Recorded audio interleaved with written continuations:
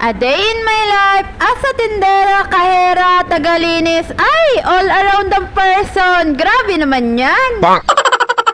Anyways, in-schedule ko nga ang buong linggong to sa paglilinis nitong mga items namin. Sobrang alikabok na kasi talaga nitong mga items namin dahil open area nga rin ito at minsan madalas ay hindi nga rin ako nakakapaglinis at hindi nga ako sinasaniban ng kasipagan. Pero ngayong linggong to ay talagang in-schedule ko na yung sarili ko na maglinis nga ng mga items namin para naman mabawasan yung mga alikabok dito. Halos matagal na nga rin akong hindi nakapunas-punas dito kaya ngayon in-schedule ko na nga rin yung sarili ko para nga makapaglinis at mabawasan na nga rin yung alikabok. Medyo naging busy nga ako nung mga nakaraan at meron nga rin akong inaasikaso kaya hindi nga ako nakapaglinis. Sa sobrang alikabok nga ay nagdala nga talaga ako ng isang plastic na basahan. Galing pa nga yun sa kapitbahay namin. Yung mga damit nga na hindi na ginagamit para kapag marumi na nga itatapon ko na nga lang. O diba? Mindset ba? Mindset.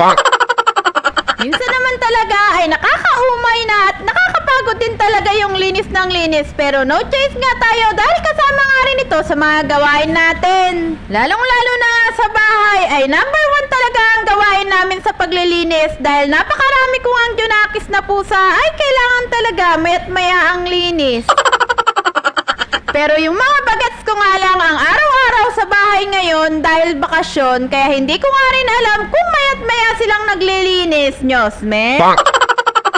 Hindi ko nga rin maharap ngayong linisin yung kanal ng kapitbahay namin dahil ako nga lang din lagi ang naglilinis doon dahil yung may bahay nga ay hindi nga rin maharap at meron nga ring trabaho. Wala na rin naman talagang magmalasakit na maglinis doon kahit nakikita na nga rin nila na umaapaw na nga rin yung kanal. Ewan ko ba, bakit may mga tao din talagang wala na nga rin pakiramdam? Parang ako nga lang din minsan, nyosme. Kung saan-saan na naman nakarating talaga ang ating linis serye, back to the linis serye na nga ulit tayo as a tindera, kahera, all around na. Grabe yarn!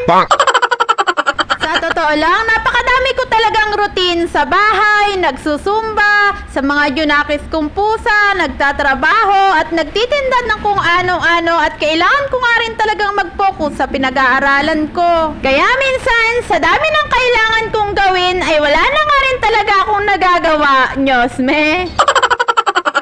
Grabe, nakakaloka talaga ako. Anyways, dito nga lang po ito sa Life Farms Medical Supplies. Open po kami ng Monday to Saturday, 9 to 6 p.m.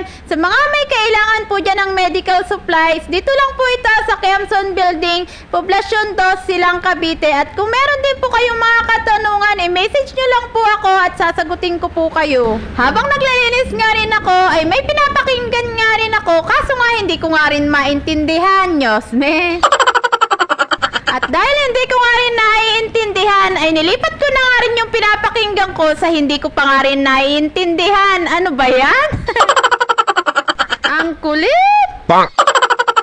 Sa sobrang alikabok nga ng mga nililinisan ko, ay baka abutin na ako dito ng 100 years. Ay, si OA! Yun lang, salamat!